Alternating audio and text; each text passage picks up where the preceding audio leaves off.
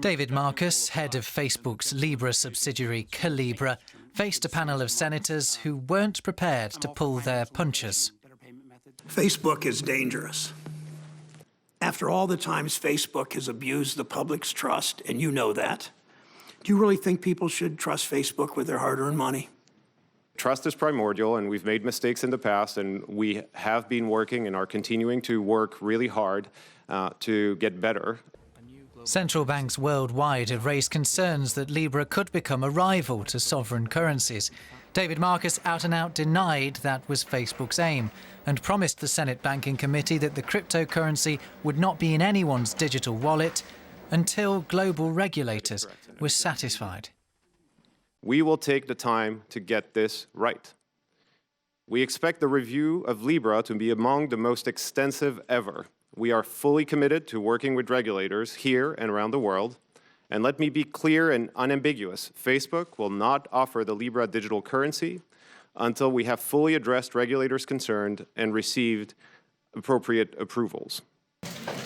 Marcus's appearance before the committee came a day after US Treasury Secretary Steve Mnuchin said his department had very serious concerns Libra could be used by criminals. It's clear US authorities are giving their homegrown web giants' plans a closer look. Let's get more. We are joined by DW's Aaron Tilton, who is joining us from DW Business. So, I mean, it's not the first cryptocurrency on the market. So why is Facebook specifically getting all of this pushback? Well, I mean, it kind of boils down to two different aspects. On the one hand, there's some real questions of trust surrounding Facebook and its proposal to create this Libra digital currency. Well, I mean, it goes beyond the fact that it's just a simple cryptocurrency. We've seen lots of those come out in the market in the last several years. What really is a lot of these senators and a lot of the skepticism is focusing on is the fact that Facebook wants to create this whole ecosystem surrounding it. Basically, they're hoping to create a transnational currency that its users will be able to use to kind of bypass some of the more traditional financial networks out there. And, you know, given Facebook's track record in recent years with things like the Cambridge Analytica scandal and also the allegations that its services helping foreign powers engaged in election meddling, it's really raised questions of whether or not Facebook is ready to take on this kind of responsibility and this kind of power. And you know, Facebook seems to be cognizant of that issue. I mean, they, for their part, have introduced a lot of suggestions in the proposal which go to help increasing the amount of trust people would have in it. One example of that is, you know, backing the currency with a real-world basket of real-world currency to help stabilize its value, and also creating a supervisory board which would make sure that the currency was being used in a responsible fashion. But at the end of the day, a lot of the senators and a lot of the congressmen speaking to them said, you know, Facebook has made a lot of money with the mantra of move fast and break things, and they're not sure that Facebook is really ready to not break things with this currency. So it's more than just a question of trust. Oh, sorry, it goes well beyond that. Excuse me. It's a question of power as well. I mean, Facebook is one of the most powerful companies on the planet. I mean, everybody knows that they have 2.4 billion active users just with their main service. And by introducing this currency, you know, they say that they want to give their users the ability to, you know, engage in banking in a much easier and cheaper fashion. Also, people who can't get access to traditional banking system, this would give them a way to engage in, to work with financial markets and financial transactions. But with so many users, I mean, 2.4 billion users, that's more people than a lot of major world religions have. You know, that's a huge, huge market for this currency that is kind of going beyond transnational regulation. I mean, if you look at it really down at the core of the issue, if Facebook creates a currency that bypasses traditional financial markets, the question is, how will national governments be able to regulate that? If you look at the taxing authorities, they can't even manage to tax Facebook. So if they can't regulate the currency, who's really going to control it? I mean, that's the issue. This could represent a loss of power for a lot of national governments. And Congress is also looking into some serious allegations as well, abusive market position. Oh, yes, it is. And this really goes to like the same issue. I mean, we're seeing hearings as well focusing on many of the tech giants, but also specifically on Facebook, saying at this point, there's so much integration. They control so many small companies, so many different services. They really are almost akin to some of the, you know, the massive corporations like oil corporations, railroad corporations that we saw back during the Gilded Age, you know, from the 1890s to the 1820s. It's a long time ago, but basically we're talking about companies that whose power goes beyond a specific individual branch, that goes into every aspect of our daily life, you know, from communication to our political expression to even now with this proposal, how we could do banking in the future, how we can engage in financial transactions. And because these companies have so many people and so many industry critical positions, it really is a question of how governments will deal with them moving forward. And I think this is only the start of a lot more attention directed towards the tech industries from regulating bodies and from governments. And I think this is a conversation we're going to be having over and over again in the coming years, to be honest. Aaron Tilton, thank you. Thank you.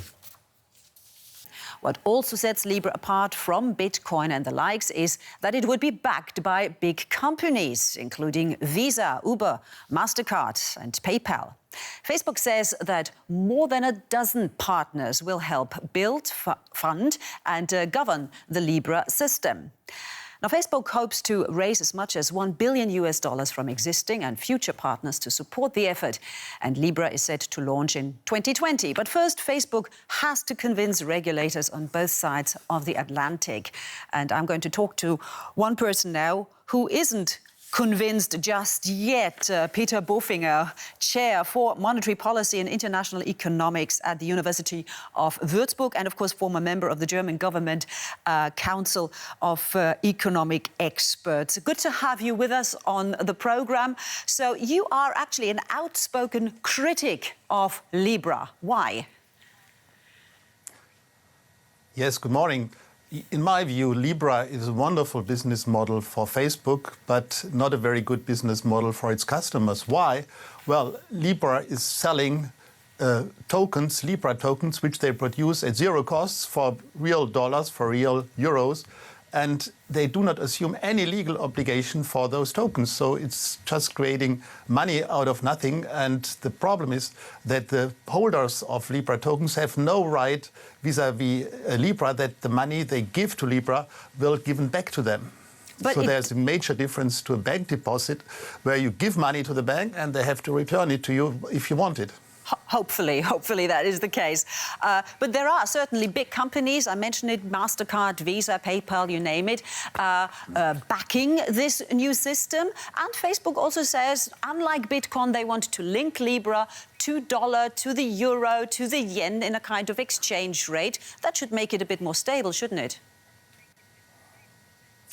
Well, but the currency basket, which underlies Libra, is also risk, because the currency basket means if you give euros, for instance, to Libra, then you will have, if you take the currency basket structure of the special drawing right, which is the currency basket of the IMF, then you have only 30% of your own currency and 70% of foreign currency. So Libra is always a foreign currency investment, and so it always has an exchange rate risk, which you do not have if you have the money in your own currency.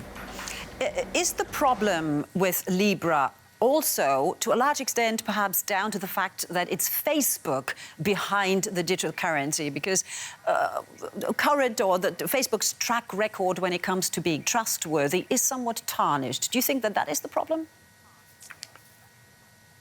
Well, overall, the problem would be if you have a private company running a global money, this would be something which is very dangerous, because a monetary system, a global currency, is an important public good, and it should not be run by a private monopolist, but it should be run by governments, by central banks who are independent and not by a private monopoly. Just very briefly, Mr. Bofinger, because the digitalization is changing the financial landscape, are central banks, the traditional banks, keeping up?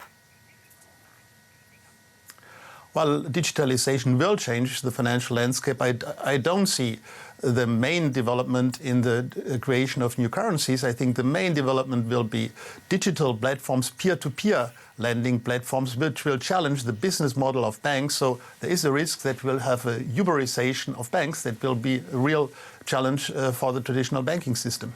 All right, Peter Bofinger there, top economist here in Germany. Thank you so much.